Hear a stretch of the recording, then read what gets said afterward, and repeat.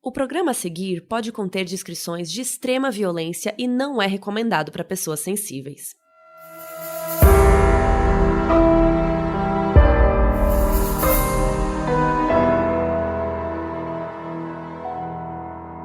Oi Brasil, eu sou a Carol Moreira. E eu sou a Mabê. E hoje a gente vai contar a história da Ângela Diniz. Ela foi assassinada pelo seu namorado, conhecido como Doca Street, em dezembro de 76. O Doca deu 4 tiros nela em Búzios, no estado do Rio de Janeiro, mais especificamente na Praia dos Ossos. E o nome da praia virou o nome também de um podcast que conta a história da Ângela, fala bastante do contexto histórico do Brasil na época e de como a Ângela foi tratada pela mídia e pelos advogados do assassino. Hoje a gente vai contar uma versão resumida. Quem quiser saber mais, vai lá ouvir o podcast Praia dos Ossos, que, gente, é muito bom. Ele tem 8 episódios e foi criado pela Branca Viana, com pesquisa de Flora Thompson DeVoe e toda uma equipe. E depois a gente vai conversar com as duas, com a Branca e com a Flora, sobre tudo o que aconteceu com a Ângela e sobre os bastidores do podcast Praia dos Ossos. Essa é a história da Ângela Diniz, a Pantera de Minas.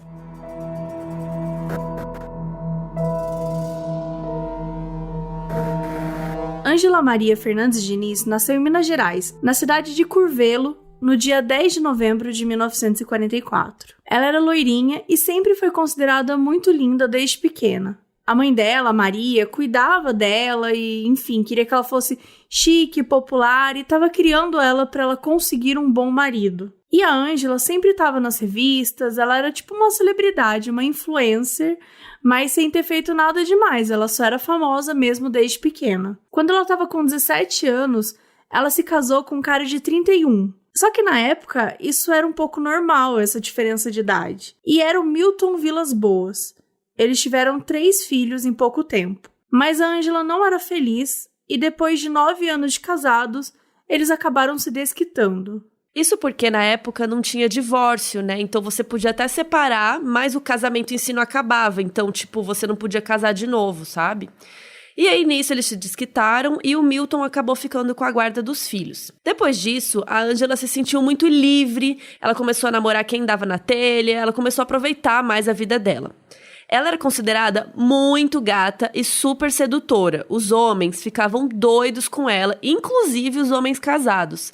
E ela gostava um pouco desse poder que ela tinha. Tem muitas histórias sobre a vida da Ângela que são contadas lá no Praia dos Ossos, inclusive sobre um caseiro que morreu na casa dela. Escutem lá para saber mais, que tem umas bem interessantes. Bom, ela seguiu a vida namorando, curtindo, e daí ela se mudou para o Rio em 73. E lá ela chegou a ficar conhecida como a Pantera de Minas. E quem deu esse apelido para ela foi o Ibrahim Suede, que ele tinha uma coluna social e depois ele acabou virando o namorado da Pantera. Até que um dia, numa festa junto com o Ibrahim, ela conheceu o Raul Fernando do Amaral Street, que era conhecido como Doca Street.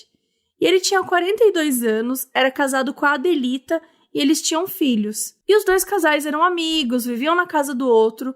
Só que a Ângela e o Doca começaram a ter um caso escondidos. A esposa do Doca até ficou sabendo, eles tentaram se reconciliar e tal, mas uma semana depois, o Doca decidiu deixar a esposa para ficar com a Ângela. Os dois estavam super doidos um pelo outro, assim, mega apaixonados. Mas os amigos contavam que eles dois também brigavam muito, que o Doca era bem ciumento, que eles viviam gritando um com o outro e que o Doca chegava até a falar: "Eu vou te matar!"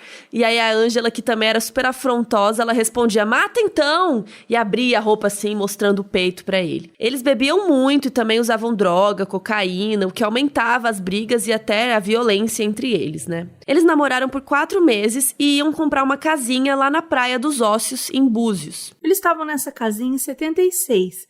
No dia 30 de dezembro, e nesse dia, a Ângela estava usando um biquíni azul com uma estampa de pantera. E aí uma briga aconteceu e a Ângela acabou terminando com o Doca e mandou ele embora. O Doca tinha uma bolsa que sempre tinha uma arma. Ele pegou essa bolsa e foi embora. Só que normalmente quando rolava essas brigas, a Ângela ia atrás dele para eles se reconciliarem e tal. Só que nesse dia ela não foi. Ele voltou pra casa e eles começaram a brigar de novo. E aí o Doca disse que ela bateu na cara dele. E aí jogou a bolsa nele e a arma caiu da bolsa. Então ele pegou a arma e deu 5 tiros nela. deixou a arma lá e fugiu. A Ângela morreu com 4 tiros, um dos tiros não pegou nela, e o Doca ficou semanas desaparecido. Ele deu uma entrevista pra Globo antes da polícia achar ele, gente. Um repórter foi no sítio que ele estava escondido fazer a entrevista, e ele ainda deu uma outra entrevista pra revista Manchete. E não falou com a polícia. Como assim? Não, a polícia ficou pagando de trouxa, né? Porque, ele tava lá dando um monte de entrevista e a polícia, que era bom, não conseguia achar o cara. E aí, nessas entrevistas, ele falava o quanto que ele amou a Ângela e como a bebida estragou o relacionamento deles. Mas, colocando a culpa nela, que ela bebia demais, que ela ficava doida quando bebia e tal. No dia 18 de janeiro de 77, o Doca acabou sendo internado em uma clínica em Taboão da Serra. E o pessoal de lá que ligou pra polícia falando, o cara tá aqui e tal. Daí ele foi transferido para uma delegacia em Cabo Frio e nesse dia ele foi todo entupido de remédios e uísque. Ele tava mal parando em pé, assim. E quem foi o advogado dele nesse momento foi o Paulo Badu. E ele conseguiu tirar o Doca da delegacia, né, da prisão lá, com a ajuda do doutor Ivo Saldanha, que é psiquiatra. O doutor Ivo disse que ele poderia se ferir, acabar se matando, sabe? Que ele precisava sair daquele ambiente, então conseguiu transferir ele para uma clínica psiquiátrica, porque ele não estava bem. E o Doca confessou ter matado a Ângela, só que até o delegado não acreditava na versão dele. Ele achava que tinha sido outra pessoa. E até surgiu uma teoria de um tal de Pierre, que a Ângela teria ficado com esse cara, só que era tudo mentira. O Pierre nem existia, ele nem era uma pessoa real. Então o Doca ficou preso 7 meses aguardando o julgamento. E acabou conseguindo sair depois disso com habeas corpus, e aguardou em liberdade. E enquanto isso tudo ia acontecendo, ele foi ganhando apoiadores, admiradoras, até nome de drink ele virou. Pra muita gente, o Doca era um verdadeiro herói.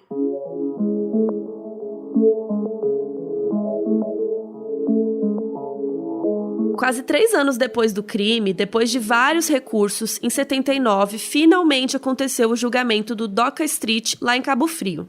Foram 21 horas de julgamento e pela primeira vez foi um julgamento televisionado. Todas as rádios, reportagens, TVs, tudo só falava nisso. E aí, para vocês saberem, as primeiras 11 horas do julgamento foram só lendo os autos. Imagina que tédio.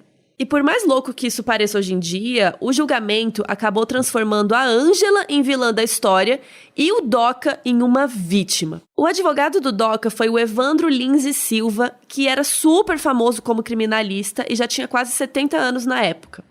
E ele falou muito sobre como o Doca era passional, como ele amava a Ângela, mas que ele teve um ato que era completamente fora da personalidade dele. E outro grande ponto dele foi difamar a vítima, a Ângela. E ele falou muito sobre como a Ângela contribuiu para essa tragédia acontecer. Porque ela era libertina, porque ela queria vida livre, porque ela abandonou os filhos. E o que ela abandonou os filhos é que, na verdade, o marido, né, o ex-marido dela, tava com a guarda dos filhos. Foi isso, né? Mas imagina o seu marido ter a guarda dos filhos nos anos 70, né? E ainda falou que ela usava entorpecentes, porque, enfim, acharam maconha na casa dela, e aí isso virou um grande drama. E pra vocês terem noção, o advogado disse assim, com essas palavras, que ela era uma prostituta de alto luxo da Babilônia. E também que ela era uma pantera que arranhava com suas garras o coração dos homens. Gente, Poético. O resumo é que ela levou o Doca ao limite. Não era culpa dele se ele acabou matando ela.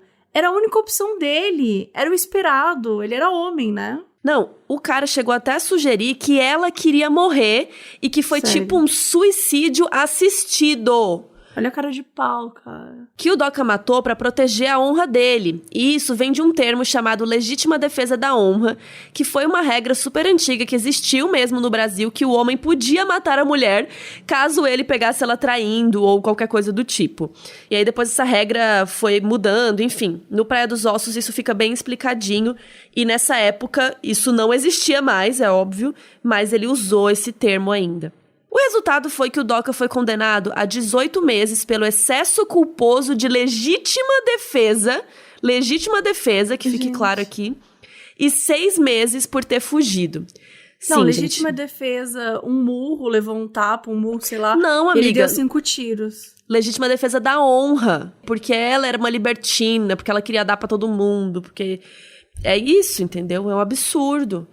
Então, assim, sim, o cara matou a namorada dele e ele foi condenado a 2 anos de prisão. E aí, pra piorar, como ele já tinha passado 7 meses preso antes, já era mais de o quê? 1/3 da pena, e ele saiu andando do tribunal, bem de boa. A promotoria recorreu e o julgamento foi anulado. E aí, em 81, o Doca foi julgado de novo pelo assassinato da Ângela. Só que dessa vez as coisas foram um pouco diferentes, porque o momento social já tinha mudado bastante.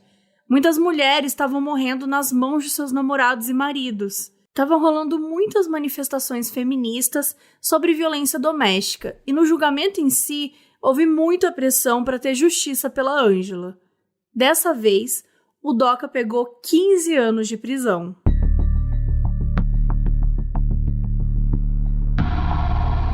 E agora vamos conversar com a Branca Viana, a criadora e apresentadora do podcast Praia dos Ossos, que conta essa história de hoje. E também vamos falar com a Flora Thompson DeVoe, que fez a pesquisa, tratamento de roteiro e coordenação do projeto. No dia 18 de dezembro de 2020, o Doca Street faleceu aos 86 anos de idade. Ele tinha casado novamente, teve 3 filhos, 10 netos e uma bisneta. A conversa que a Carol teve com a Branca e com a Flora foi antes do falecimento dele. Essa parte do episódio com a entrevista também está disponível para você assistir em vídeo lá no nosso canal do YouTube. É youtube.com/modspod. Até lá!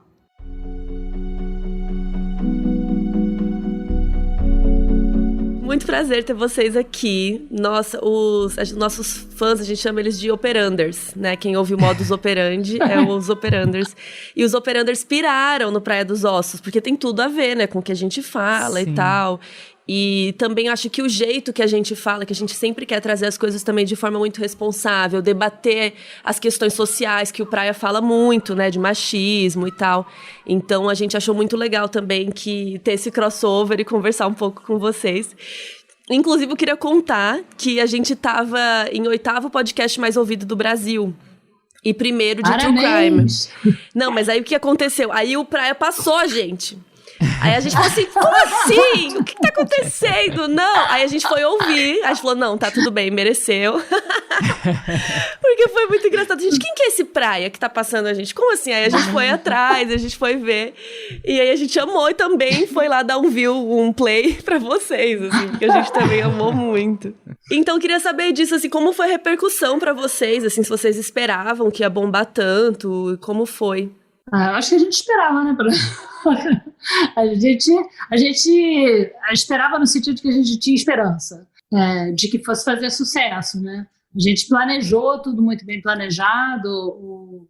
A Kenny Moraes, que cuida da estratégia da gente lá no Novelo, planejou tudo muito, muito bem planejado, com meses de antecedência, toda a questão do lançamento, como seria nas redes sociais, que a gente teria um site especial para o podcast, com fotos da época, com todas as fotos que a gente teve acesso durante a nossa pesquisa e que foram liberadas para a gente. Então, foi tudo muito planejado, né? Então, a gente tinha esperança de que fizesse sucesso, mas, de fato, a repercussão foi talvez maior do que a gente esperava, né?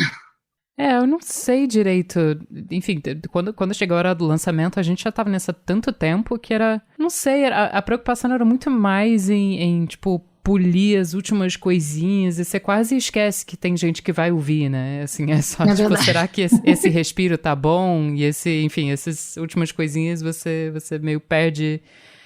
Parece... A Paulinha tava falando outro dia que quando alguém vinha falar que tinha lido que ela foi repórter da revista Piauí há muitos anos, e quando alguém vinha falar que tinha lido uma reportagem, uma matéria que ela fez, ela ficava meio assim, porque era pra ela como se tivessem, tipo, pego o diário dela pra ler. Era uma coisa tão, tipo assim, ela tava numa caverna escrevendo, e aí você meio que esquece que a coisa vai pro mundo. Então, quando a pessoa vem repercutir uma coisa do podcast, tipo assim, nossa, como é que você sabe disso?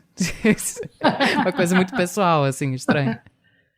Sim, e queria saber de vocês também sobre a Rádio Novelo, porque depois que a gente... Aí eu fui, né, ver que era uma produção da... Aí vocês falam, né, uma produção da Rádio Novelo. Eu falei, vamos lá ver, então, a Rádio Novelo. E fui pesquisar e eu vi que tem muitos podcasts que eu já ouvia e que eu não sabia que era da Rádio Novelo. Então eu queria que vocês contassem o que é a Rádio Novelo, como foi a criação e tal.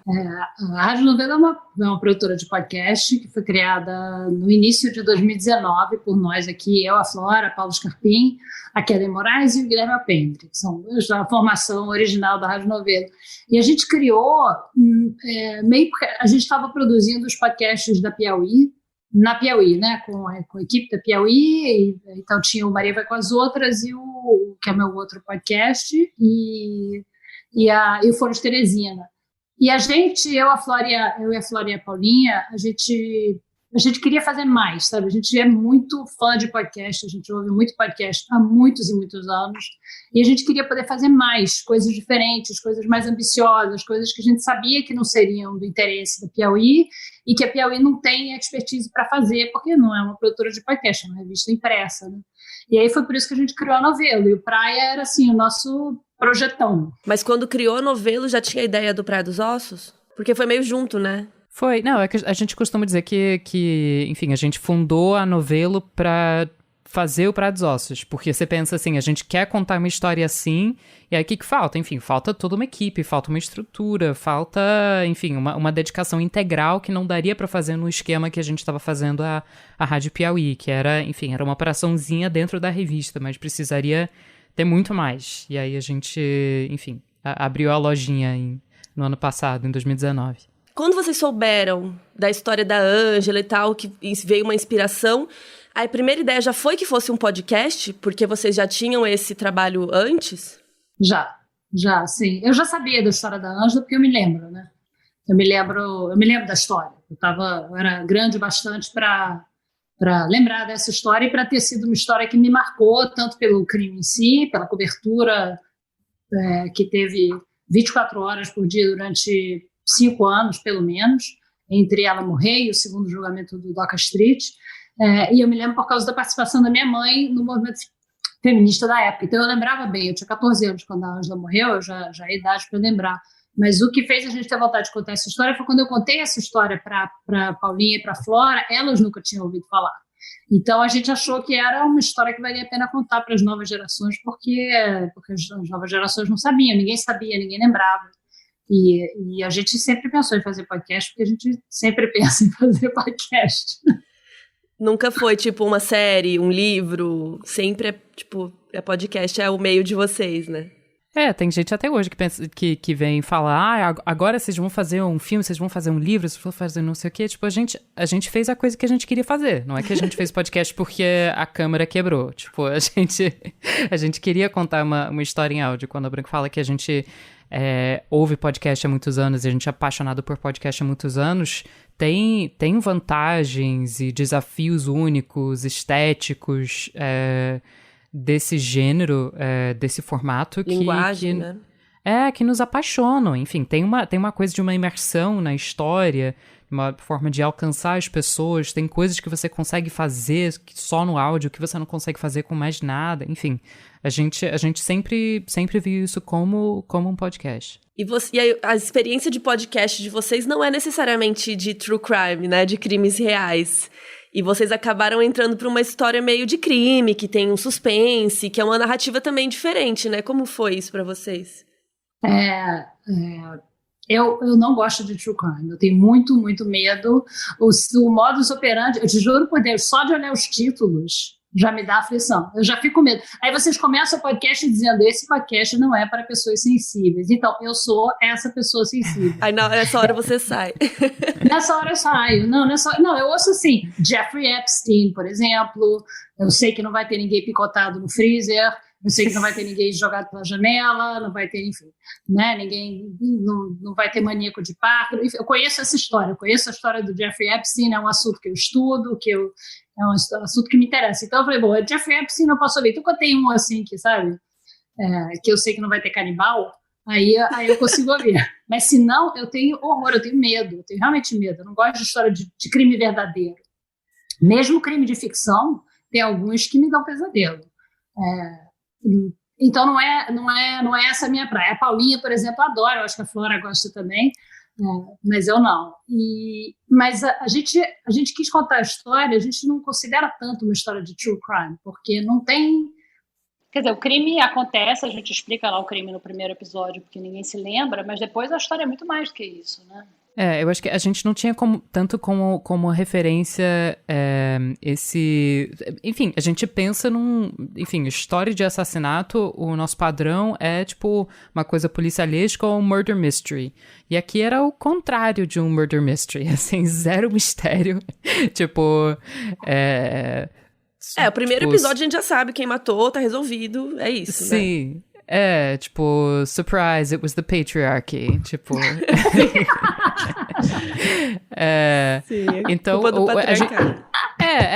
Assim, quem você menos esperava era o patriarcado.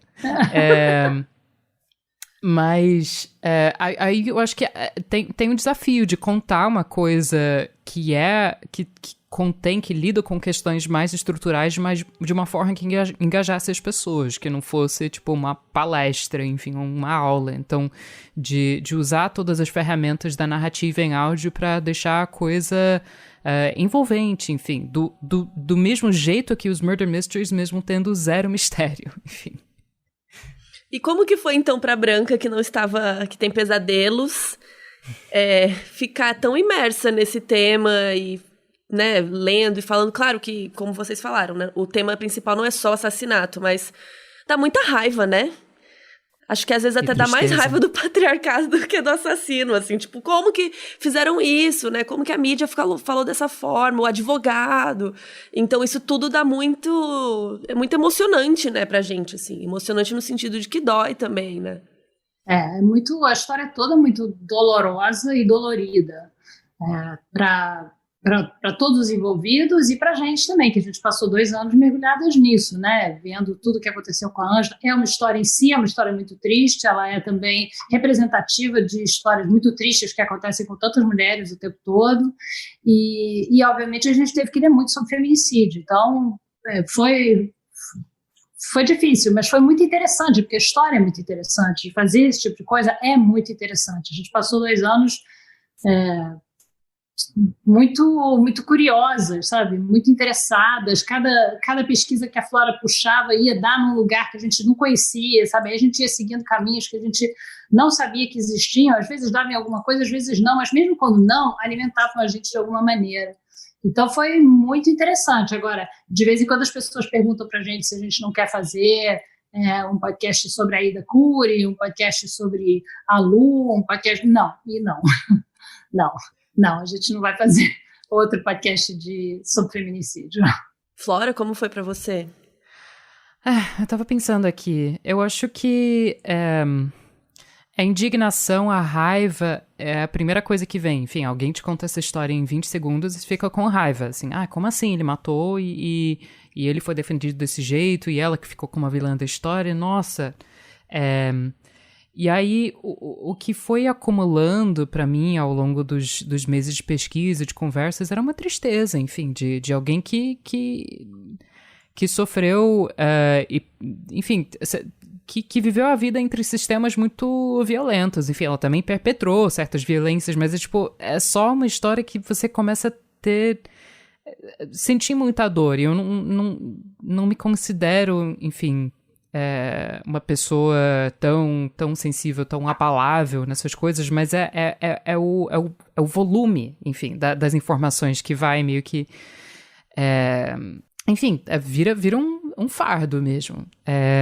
E aí, como isso, não sei, teve horas que a gente era muito movido pela curiosidade mesmo, enfim, eu ficava, vidrada ali na hemeroteca, assim, lendo artigo atrás de artigo atrás de artigo, mas tem uma hora em que você se distancia, se afasta, e aí o que sobra é essa morte e essas violências. Então, realmente é uma coisa difícil de digerir. Eu acho que o que a gente tirou um pouco disso era a tentativa de não, pelo menos da nossa parte, não replicar as violências que a mídia perpetrou na época, enfim, sobretudo com a família dela. A gente sempre pensava na família dela, assim, como que eles iam, se eles fossem ouvir, que isso não causasse mais dor para eles. Mas, enfim, para todo mundo que participou, que a gente não reproduzisse pelo menos os comportamentos que... Porque Praia dos Ossos é um podcast sobre um assassinato, mas é muito... Enfim, é sobre o judiciário, mas é muito sobre a mídia.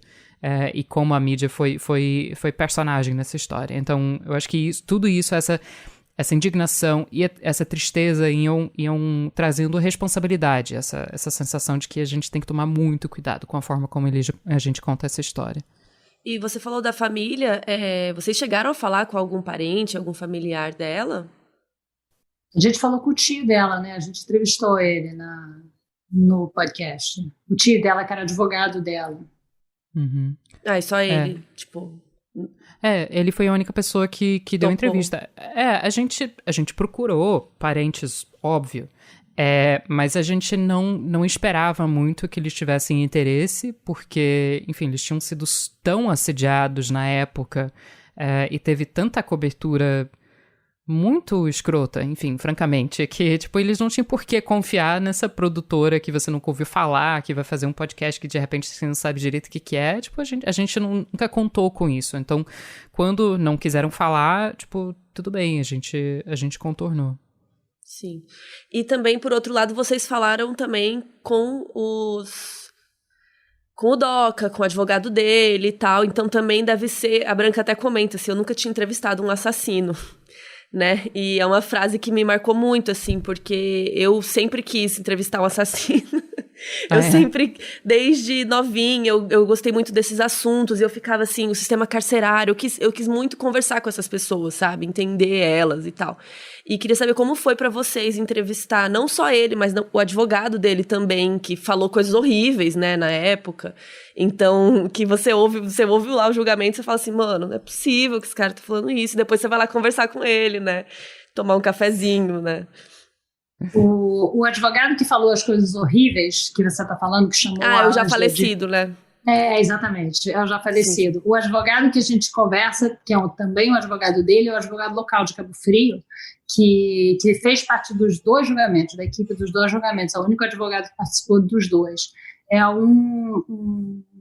Ele se chama Paulo Badu, e ele dá uma entrevista muito boa, aliás, uma ótima entrevista, que ele explica, em que a gente vê ali, 2019, o espírito de 1976, porque ele ainda se espanta, ele acha que é um espanto as mulheres saírem de casa sem os homens, as mulheres saírem sozinhas, isso é uma coisa que espanta ele, mulher trabalhar é uma coisa que espanta ele, você hoje em dia tem mulheres que são advogadas, juízas, promotoras, isso espanta ele, ele acha que a Ângela era mau caráter e que o Doca era um homem apaixonado que matou por amor. Ele acha mesmo isso até hoje. Então, se você está fazendo um podcast, isso vale ouro. Esse tipo de entrevista vale ouro, porque aquele cara, ele te pega em 2019 e te joga para 40 anos antes. É muito, muito interessante, né? De repente, você se vê diante de um homem de meados do século passado. Então, foi muito interessante entrevistar ele. Quando a gente fala, assim, sobre ser movida pela curiosidade, tem essas horas em que, tipo, isso te leva a ficar horas e horas e horas lendo material de arquivo, mas muito, assim, na hora dessas entrevistas, naquele momento, assim, você só, tipo, quer saber tudo e você esquece, assim, seus sentimentos quase a respeito daquilo que está sendo falado e você só quer saber tudo e ter certeza de que tá gravando, assim, porque na entrevista com o Paulo Badu... Pelo amor de Deus, tá gravando esse negócio. Não. Exatamente. Pois é, fica olhando pro cara do som, tipo assim, tá tudo bem? Não, quando ele falou aquelas coisas, as pessoas perguntaram se a gente teve vontade de dar um soco, tive vontade de dar um abraço, porque é um material precioso, assim, muita gente pensa isso, mas não fala isso na lata, então, tipo, ele enfim, sentando com a gente, falando francamente, assim, as percepções do caso naquela época e hoje, foi incrível. Enfim. Porque acho que aí você tá a jornalista, né? O jornalista, o seu Exato. instinto jornalista, você quer tirar as melhores informações e depois você fica com raiva em casa, né? Sei lá. Na hora que transcreve, você vai ler e selecionar os áudios, é que você pensa nisso. Mas na hora, esse tipo de personagem para podcast, é muito útil, porque você precisa no podcast carregar o teu ouvinte para onde você quer. Então, um personagem que faz isso espontaneamente, a gente não sabia, a gente não tinha a menor ideia, a gente sabia só que ele tinha sido advogado. Então, ele não falou muito no tribunal, a gente não tinha muito documento de quem era esse homem, sabe? Então, quando a gente chegou, ele deu essa entrevista para a gente, que deve ter durado umas boas 2 horas, foi fantástico, assim, a gente saiu de lá dizendo, meu Deus, sabe, que entrevista incrível, sabe? Agora dá para entender muito bem o mundo em que a Ângela viveu, sabe? Como eram os homens no entorno dela. Sim. Foi muito útil. Em algum momento vocês sentiram uma coisa que, às vezes isso acontece comigo, quando eu faço uma entrevista, eu tô tão ali no momento e tal, que eu não percebo tudo que a pessoa falou, parece, que daí depois, como você falou, eu vou lá ler a transcrição e falo, gente, ele falou esse... Eu não tinha percebido que ele falou esse negócio aqui maravilhoso, ou esse negócio horrível, que você tá ali, claro, você sai, eu tenho essa impressão que eu saio e falo, não, foi muito bom, ou não, foi muito ruim, mas depois eu vou ver os detalhes, gente, eu não... Tava tão ali que eu não percebi alguma coisa. Isso acontece muito comigo, eu esqueço que eu falei as coisas. Eu esqueço que eu falei. Às vezes a gente saía de entrevista e a Flora a Flora me diz, mas por que você falou não sei o quê? Ou eu gostei ou não gostei que você falou aquilo lá? Eu digo, eu falei? Hã? Mas o que a pessoa tá falando, eu em geral tô super ligada no que a pessoa tá falando. Não, mas tem a dinâmica da entrevista e aí tem aquela cirurgia depois de tirar as aspas, e às vezes, tipo assim, uma conversa que foi muito difícil, muito truncada, assim, 50 minutos de agonia, assim, teve um dialoguinho que resume tudo aquilo que, assim, enfim, um ponto alto da conversa que ajuda muito a dar uma virada narrativa. Então, acho que isso acaba surpreendendo. Você sai da entrevista com uma percepção meio emocional, que pode ser, enfim, de alegria, nossa, que pessoa legal, ou, tipo, nossa, que difícil.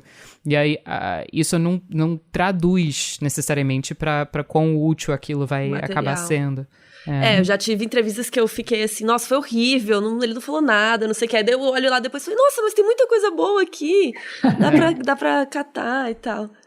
E às vezes tem coisa em podcast, isso acontece, e aconteceu com a gente no Praia, de você ter uma entrevista que você não pode usar por causa do jeito que a pessoa fala. Às vezes a pessoa fala coisas e você não consegue usar por causa do jeito que a pessoa não falou de uma maneira convincente, parece que você está forçando a pessoa a falar quando não foi isso que aconteceu na hora, ou a pessoa fala muito hesitante, ou não consegue explicar direito, e aí você é obrigado a jogar fora, porque aquilo em áudio não funciona. A gente teve um exemplo de um cara que a gente entrevistou, que conheceu a Ângela e o Doca quando ele era adolescente e os dois já eram adultos, mas os pais dele eram amigos. Então, ele conheceu bastante bem, assim.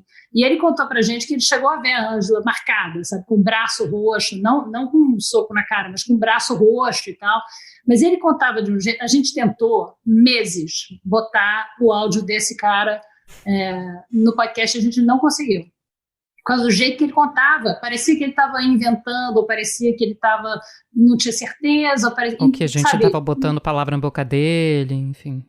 Sendo que ele tinha falado na pré-entrevista e na entrevista, mas às vezes o jeito parece meio distraído, meio, não sei. Mas, tipo assim, era a mesma informação que, enfim, a gente não duvidava. Mas, enfim, essa coisa do tom de voz, enfim. Porque isso pode até prejudicar o podcast como um todo depois, né? Exatamente. Falarem, eu não sei se essa pesquisa delas é boa, né?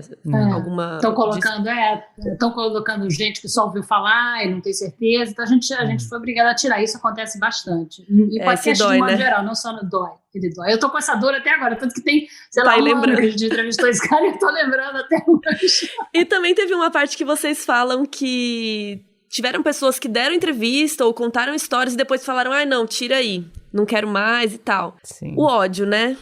O ódio não da pessoa, mas da situação. Fala, putz. Às vezes da pessoa também.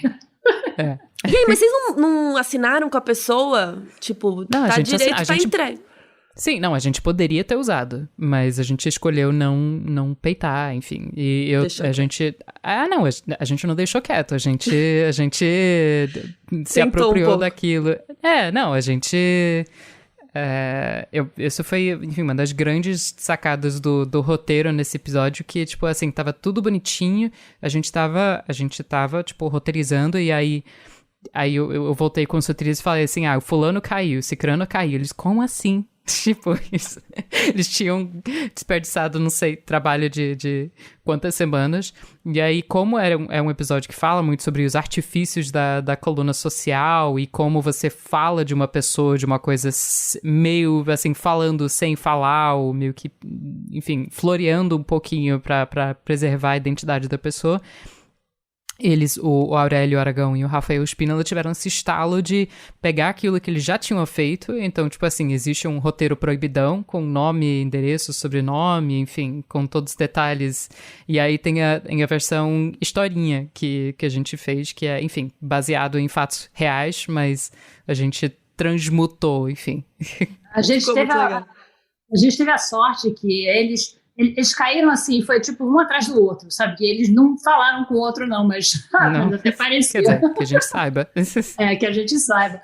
Mas eles nos autorizaram a usar a história. Eles poderiam ter negado isso também. Poderiam ter dito, não, eu falei com vocês, mas não quero nem que essa história apareça. Mas eles só disseram, não quero a minha identidade, eu não quero a minha voz e não quero a minha identidade. E sabe que deu certo mesmo a identidade, ninguém sabe, porque um deles me ligou querendo saber quem era o outro. Nem eles sabem. Nem eles sabem. O Blazer Sênior me ligou para me dizer quem era a calça xadrez. E me dizer, era o fulano, não era? Eu dizia, mas eu não posso te contar. Ele dizia, então eu já sei que era o fulano. Eu dizia, mas eu não estou dizendo que é o fulano. E ele estava errado, aliás. Ele estava erradaço. Totalmente errado. Você vê que se nem eles sabem quem é o outro, é porque deu certo. E se nem eles sabem, como que vocês acharam essas pessoas, né? Eu fiquei pensando muito nisso também. Olha, enfim, é fofoca histórica e fofoca contemporânea. Então, a gente falando com amigos da Ângela e do Doc, com quem mais que ela tava namorando?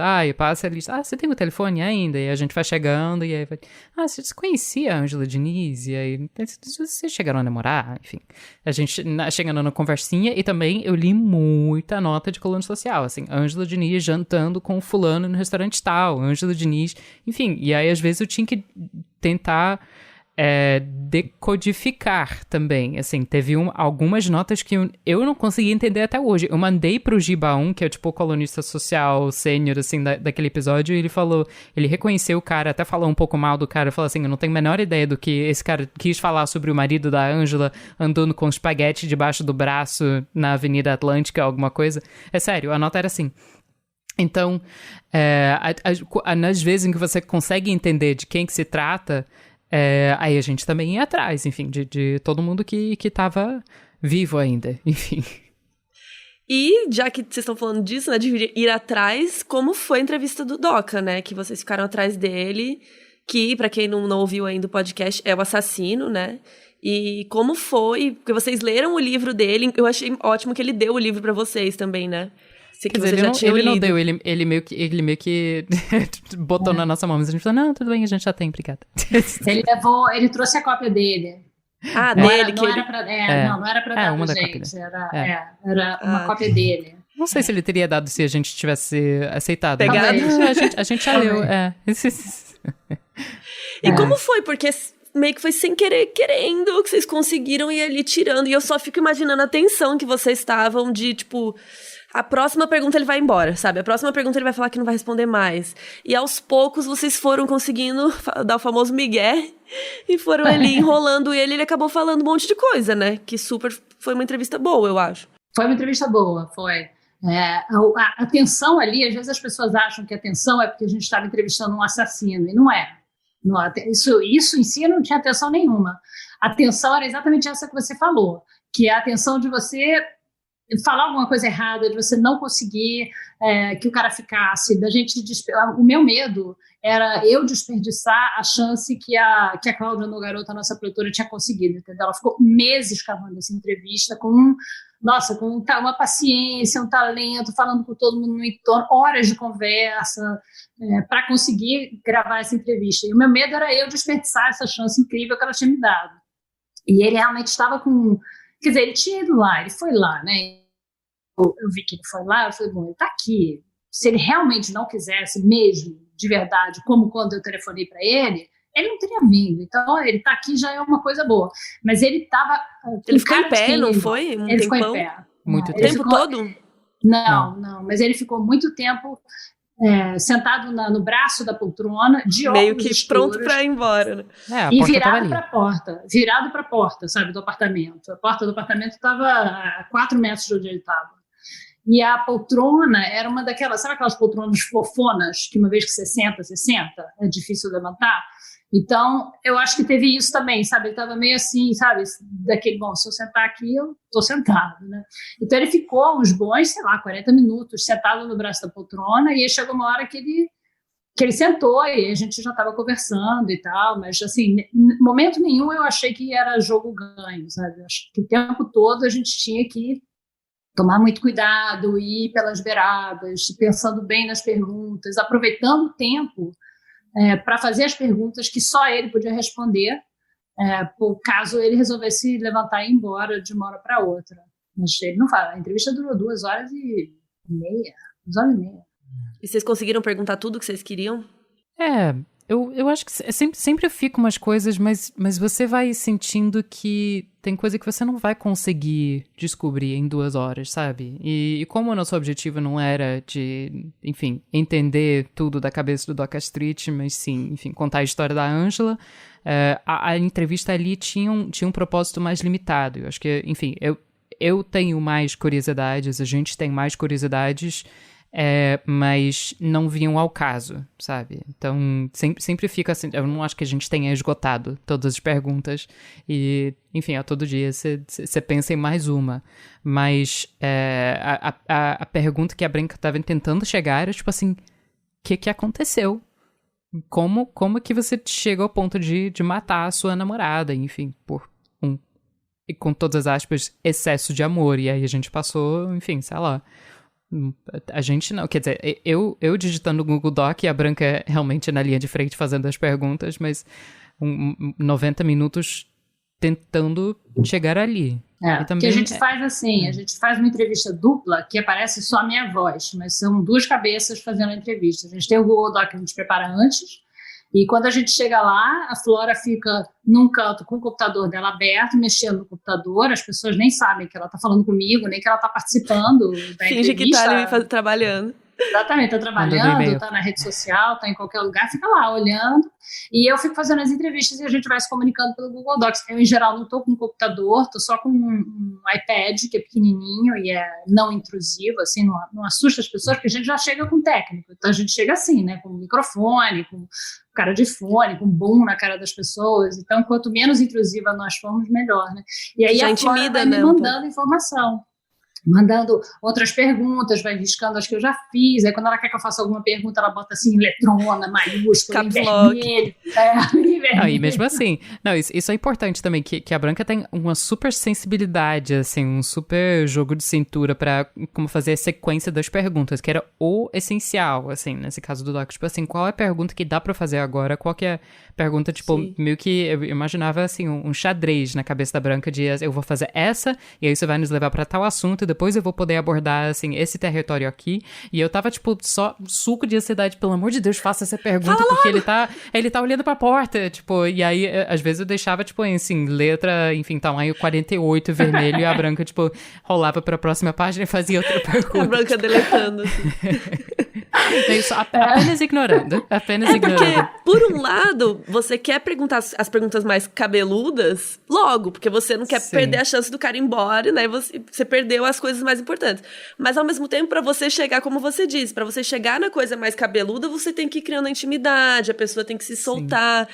Então, é difícil mesmo, né? Esse equilíbrio das perguntas. A pessoa tem que entender por que você está lá, sabe? A gente não estava lá para confrontar ele, a gente não estava lá para acusar ele já foi acusado, ele foi condenado, ele cumpriu pena numa cadeia brasileira, enfim, como todo mundo sabe como é, então ele fez o que a sociedade pede dele, a gente não estava lá para acusar ele mais uma vez de ter matado a Ângela, a gente estava lá para entender. Então, isso não é uma coisa que você consegue explicar para uma pessoa em 5 minutos. Ele nunca viu a gente na vida. Então, leva um tempinho, né, para a pessoa entender o que você está lá, qual é o teu projeto, o que você quer, o que você quer com aquela entrevista, né? Isso demora, né? Por isso que a entrevista demorou tanto, na verdade. A gente usou muito pouco da entrevista no podcast. E o outro ponto muito importante do podcast é o feminismo, né? A luta das mulheres, o Quem Ama Não Mata, e até me surpreendeu quando eu tava ouvindo e tal, e chegou um episódio que era basicamente isso, né, só focado das mulheres e do feminicídio e tal, e eu achei isso muito interessante. Então, como foi pra vocês decidir que vocês precisavam ter não é só um episódio disso, né, mas que vocês falaram, nossa, a gente precisa focar muito, precisamos bater nessa tecla, isso sempre já estava ali na ideia, ou foi no desenvolvimento, como foi essa parte? Não, sempre já estava na ideia. É por isso que a gente quis contar essa história, né? Principalmente por causa disso. Se tivesse sido só um assassinato com uma defesa super machista e depois uma outra condenação e acabou, não seria uma história tão relevante para a gente. O que a gente queria era justamente mostrar as questões sistêmicas que levaram àquele assassinato, que permitiram que ele fosse praticamente absolvido no primeiro julgamento.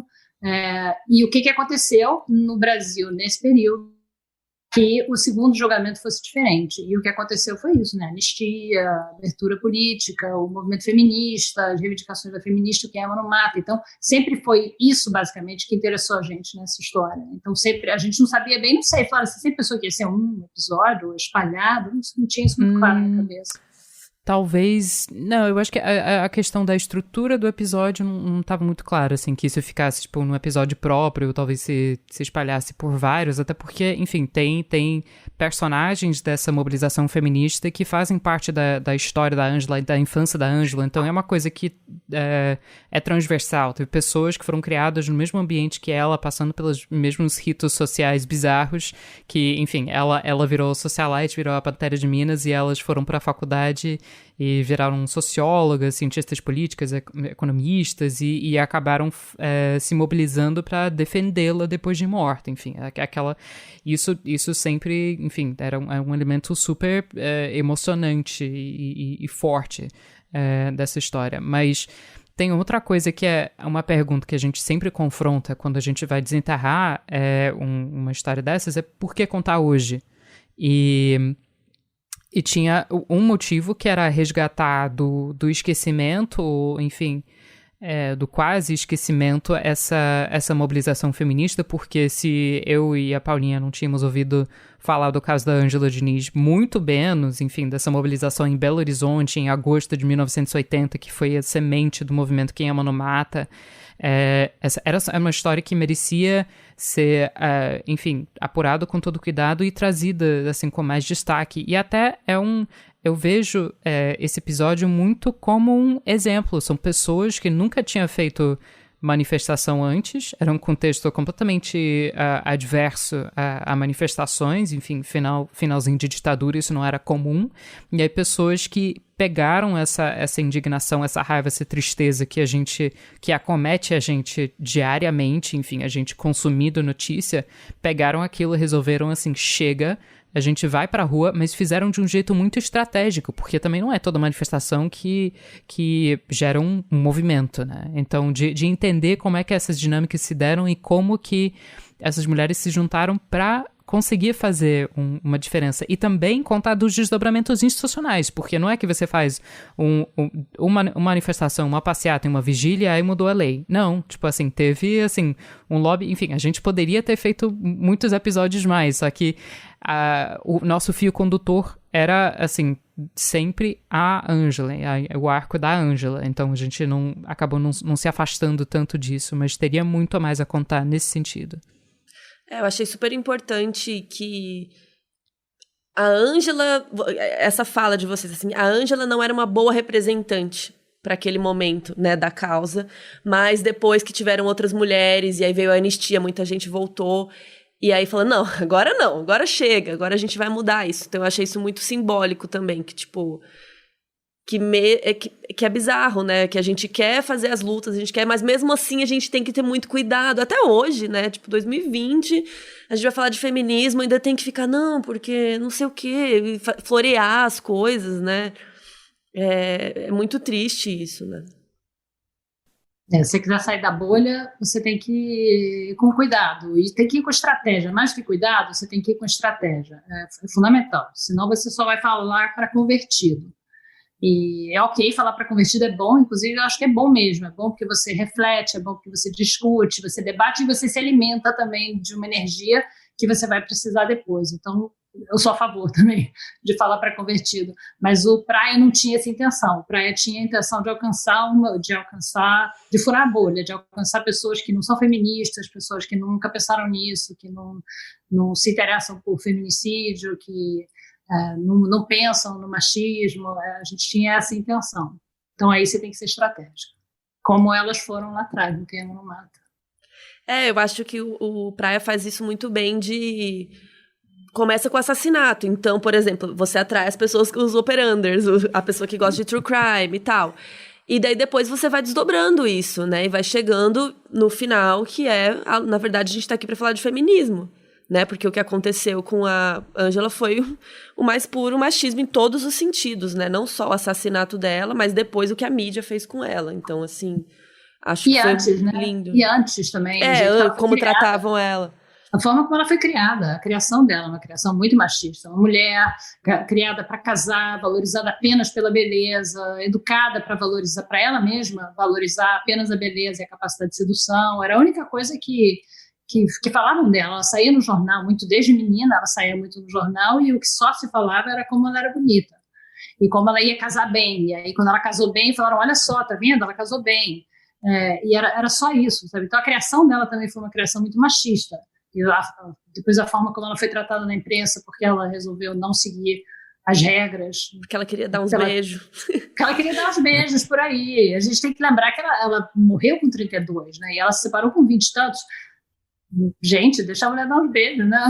Ela vai com 20 e tantos anos se separar e vai para um convento. Me surpreendeu que ela ficou depois, ela namorou com o Ibrahim, se não me engano o nome dele, que foi quem deu o nome pra ela de Pantera, né? Eu assim, amada, por que você tá namorando esse cara? Um cara velho, nada a ver, né?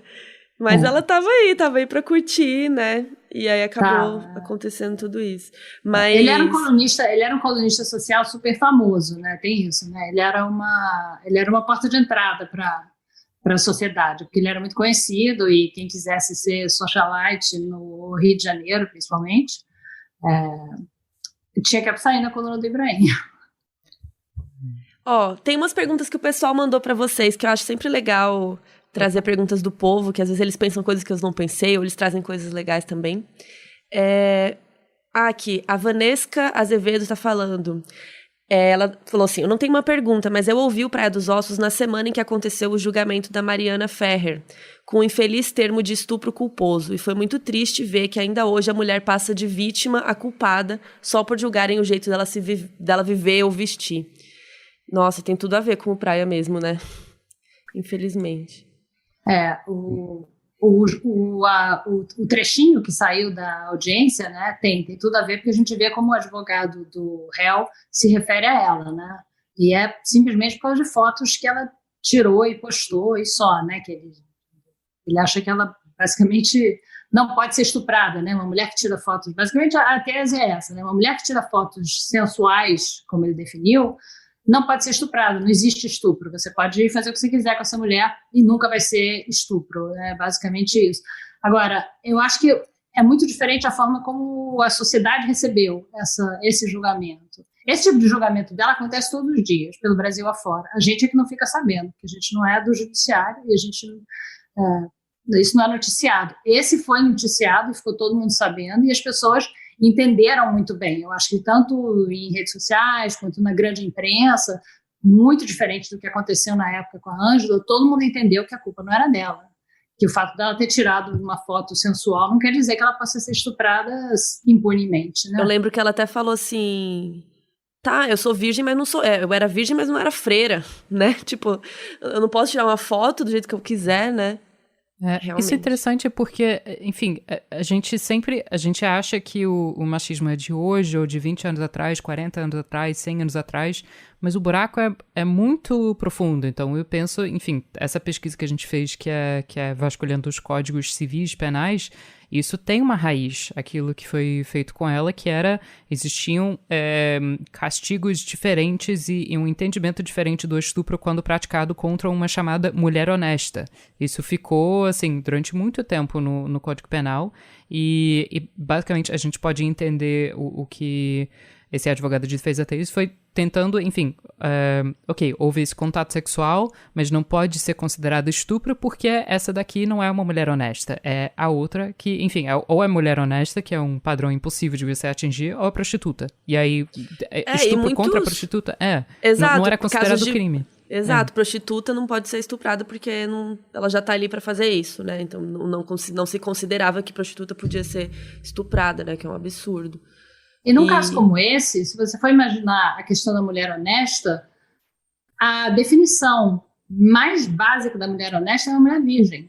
E essa menina era virgem. Ela era com 21 anos. Ela era virgem. Quer dizer, não... E não adiantou nada. Não adiantou nada. É muito querer culpar. E aí você fica imaginando, sabe, com cabeça de mulher, se uma menina que é virgem, com 21 anos, vai querer que a sua primeira experiência sexual seja, tipo, em pé contra a parede, numa boate, com um cara bêbado, isso passa pela cabeça de alguém? Não faz o menor sentido. Se você é mulher, não faz o menor sentido, né? Aí você vê que mesmo se você for uma menina toda certinha, você cumpre todas as regras, sei lá, não sei por que ela era virgem, mas vai ver que ela queria ficar virgem até se casar ou alguma coisa desse tipo, não adianta, não faz diferença. Não adianta você seguir essa regra e infringir a outra, seguir todas as regras, porque como é uma questão de subjugação de um sexo pelo outro, o sexo dominante sempre acha que o corpo do dominado pertence a ele e não a ela. Então ele pode fazer o que ele quiser, se ele quiser matar, se ele quiser estuprar, não tem sempre um motivo para isso, porque não é dela, é dele, né? Até isso me lembrou uma coisa que vocês falam no podcast que eu não conhecia, que é a tal legítima defesa da honra. Que ódio daquilo, meu Deus, eu tava revirando o olho, vocês falando, tal, que antes o homem podia matar a mulher se encontrasse ela traindo ele, porque afinal a honra dele estava indo pelo ralo ali naquele momento, então tudo bem. Nossa, aquilo me deu uma raiva. E tem um pouco a ver com isso, né? É isso, é a mesmíssima raiz, enfim, a gente a tecla até cansa, assim, de tanto a gente bater, mas é porque quando a gente fala que é uma coisa estrutural, é porque é estrutural mesmo, então, enfim, é pra todo lado que a gente olha, enfim, tá na coluna social, tá no baile de debutante, tá, assim, nessa fala do advogado de defesa, tá no Código Penal, tá no Código Penal anterior, tá no Código Penal de hoje, então, tipo, a gente tá cercada. Vamos lá, tem um menino que o nome dele é Vem Coronavac, na verdade é @amisantrópica. Quando o Doca se emocionou durante a entrevista, deu pena? Mudou um pouco a percepção de vocês em algum momento? Pena, não deu pena, não. Não, eu fiquei... Não, é porque a gente... Enfim, essa foi a primeira vez que... Enfim, falando por mim. Primeira vez que a gente tinha sentado com o Doca, mas a gente cansou de ler entrevista, de assistir entrevista. E esse foi o tom dele desde o começo, não é que era a primeira vez que ele estava se emocionando, falando que ele tinha amado a Ângela, assim, pelo contrário. O livro dele... O livro dele, enfim, é um suco disso. E ele sempre se emocionou e sempre jogou ela pros lobos ao mesmo tempo. Então, isso não... A gente estava esperando isso e por mais que, enfim... Dá pra acreditar nas duas coisas, que ele realmente, enfim, tem amado, que ele se sinta mal, mas aquilo que ele fez, aquilo que ele falou, aquilo que ele deixou ser feito, enfim, isso meio que não tem a ver com o que ele sentiu ou não sentiu. Isso não me... Eu fiquei, sei lá, foi desconfortável, mas não chega a dar pena, enfim. Não, exatamente isso que a Flora falou. Todas as entrevistas que ele deu, desde quando ele foi preso, logo depois do crime, semanas depois do crime, ele já chorava na TV. Tem muita entrevista dele chorando, muita, dele se emocionando, falando dela. Aí ele fala que ele amava muito, muito ela, coisa que, aliás, eu acho que é verdade. Não tem nada a ver, eu acho que a gente tem que parar de falar de amor quando a gente fala de feminicídio. Amor não tem nada a ver com a história, é uma questão de dominação e não de amor. Pode amar, pode não amar, não faz diferença, sabe? Esse aqui é um problema que eu tenho com o lema quem ama não mata. Porque quem ama mata. Quem não ama mata e quem ama também mata. Então não é por aí. Mas eu acredito que ele amava ela mesmo. Eles tinham uma relação louca lá, muito doentia e muito louca. Eu acho mesmo que ele amava ela. O que não, enfim... Não vem ao caso para ele ter matado, né? E ele sempre se emociona, assim, sempre chora, e aí ele fala alguma coisa que torna aquilo culpa dela. No caso da nossa entrevista, ele falou, se ela não tivesse jogado a bolsa na minha cara, nada disso tinha acontecido. A bolsa é uma bolsa que segundo ele... Tava, né? Ele estava com uma capanga, daquelas capangas dos anos 70, onde ele carregava a arma dele. E, segundo ele, ela pegou aquela capanga e bateu na cara dele, e a arma caiu, que foi aí que ele pegou a arma e matou ela. Então, continua sendo culpa dela. Como se ela tivesse colocado a arma na mão dele, né? Não foi ele que pegou a arma, né?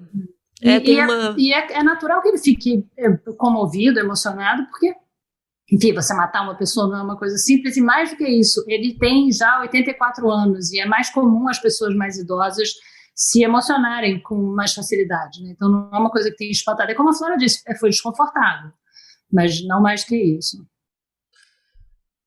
A Delcy perguntou, primeiro ela falou que a Branca é incrível, sobretudo nas entrevistas, que ela é muito sua fã. Verdade. Obrigada, Delcy. Desde o Maria vai com as outras, ela falou. E ela queria saber como você, né, como a equipe vê o papel da mídia na divulgação do caso. O quanto que isso prejudicou ou não, né, eu acrescento aqui. A mídia é sua, Flora. A mídia é minha? Prejudicou sim, né, com certeza. Divulgar é uma coisa, mas não é que esse caso estava sendo divulgado no sentido do jornalismo, enfim, informativo, assim, coma as suas vitaminas e saiba o que aconteceu ontem. Era uma coisa a ser vendida, uma coisa espetaculosa, assim, morte entre socialites. Não é à toa que na mesma época virou radionovela, virou filme, assim, né? Era vendido com uma boa história. E aí, naquela hora, enfim, a gente via essa briga acontecendo em tempo real, quando a gente estava fazendo podcast, porque a gente chamou roteiristas e, enfim, da minha parte, eles queriam... Tem exigências da narrativa que tendem, se não atropelar os fatos, então, tipo, dar uma massagenzinha nos fatos para que aquela transição seja mais suave, porque seja mais dinâmica, criar uma tensãozinha ali, e a realidade nem sempre se presta uma boa história ou uma narrativa tão fluida. Então, a forma como o caso foi entendido... e, enfim, também toda a concorrência entre os jornais para quem consegue essa outra informação, quem é que consegue entrar no apartamento dela para tirar foto, quem é que consegue, enfim, ir na cadeia para falar com o Doca. Fica uma coisa completamente doentia e mórbida, e aí é um jogo de qual o advogado consegue manipular os jornalistas melhor, e o Evandro Lins e Silva foi mestre.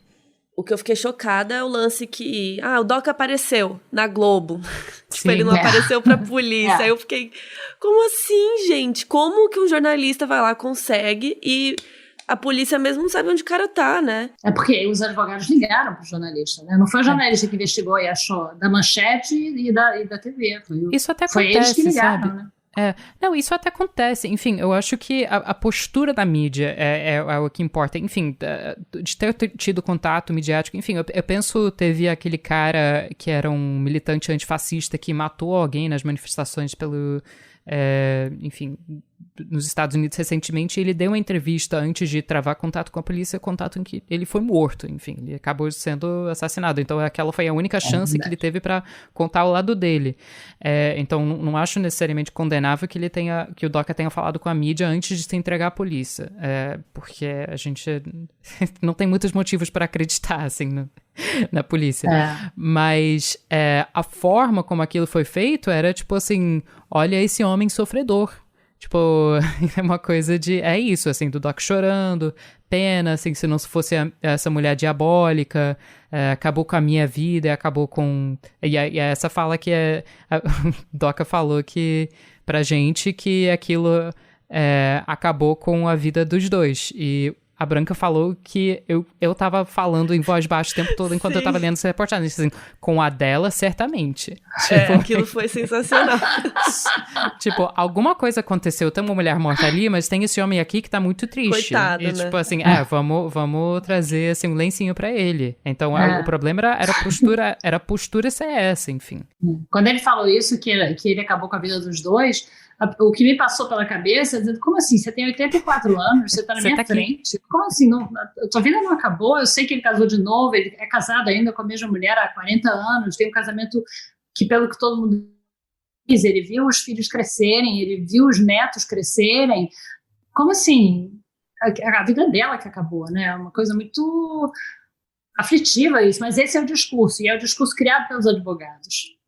comprado pela imprensa e é o papel que o próprio Doca representa até hoje. Né? O quanto ele acredita nesse papel ou não, quando ele está sozinho, olhando para o teto, eu não sei, não tem como saber, ninguém pode saber. Mas é o papel que ele representa.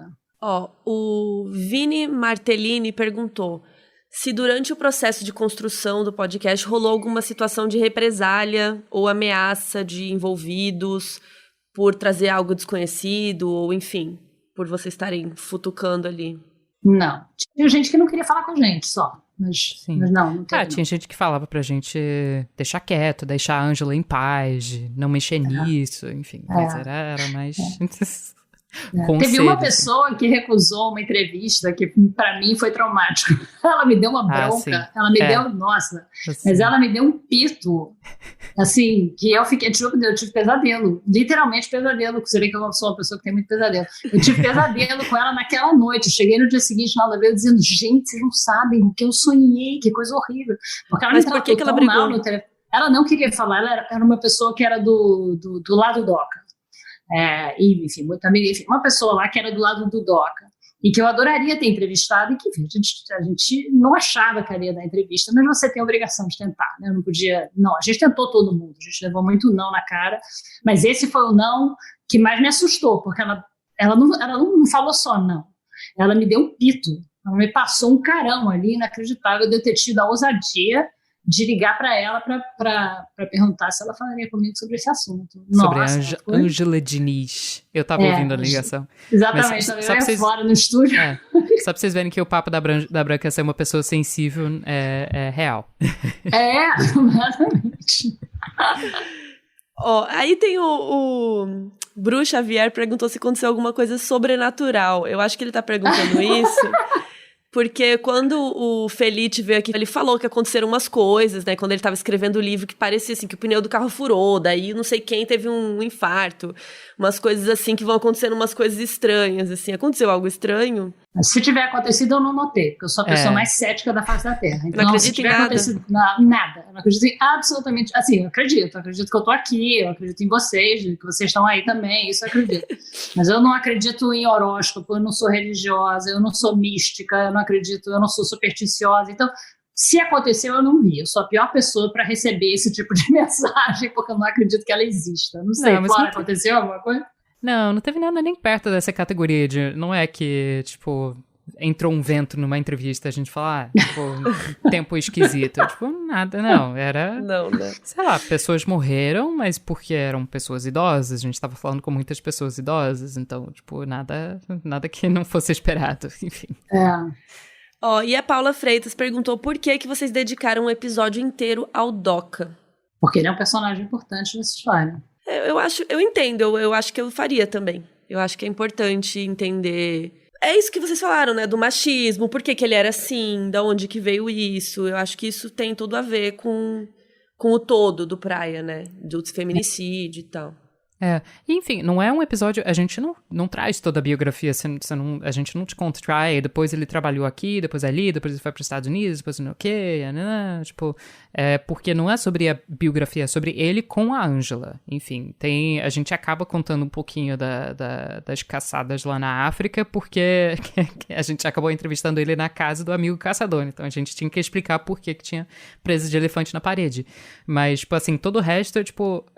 Doca e Ângela interagindo. E, tipo, não dá pra você... Enfim, a gente deu esse título pro episódio, mas eu diria que é o episódio do relacionamento entre eles. Porque a curiosidade básica é essa, não é? Tipo assim, que espécie de pessoa que o Doca é, assim, essencialmente. É como que eles agiram juntos e o que ele acha que aconteceu. E agora a última pergunta é minha. Quais são os próximos projetos de vocês? O que vocês estão aprontando aí na Rádio Novelo? Se vai ter mais True Crime? O que vai rolar por aí? True Crime meu, não. Você já viu que não é a minha... A gente tem muito projeto, mas como a gente trabalha para os nossos clientes, o Praia foi o primeiro projeto independente da novela, até agora o único. A gente trabalha para clientes, né? A gente produz junto, ou em parceria com clientes, ou por encomenda, mas enfim, os projetos, eles não são nossos, eles são dos clientes. Então tem projetos Tem um independente que a gente está trabalhando, o resto é tudo com cliente, mas tem bastante coisa boa vindo por aí. Nossa, 2021 vai ser agitado. É tudo isso que a gente tem liberdade pra dizer. Vocês vão contar nada, é isso? Não, só a gente vem também, aí? eu acho que também seria crueldade. Não são coisas rápidas, não é nada que, assim, você vai ouvir o episódio e vai sair na semana seguinte. Então, tipo assim, essas coisas levam tempo e é melhor só deixar no mistériozinho. E aí, quando aparecer, apareceu. E não vai tem nem aparecer como muita saber coisa. que o Praia levou 2 anos para fazer, esse tipo de projeto leva 2 anos para fazer, então não tem... A gente quer baixar a média pros outros, porque esse a foi gente nosso quer baixar primeiro. a média, a gente quer tentar baixar a média. Mas... Então tá, gente, eu amei, muito obrigada, espero que o público goste também. Parabéns pelo podcast, tá incrível mesmo, e quero ouvir mais coisas de vocês aí no futuro, que foi demais. Obrigada pelo convite. Obrigada pelo papo.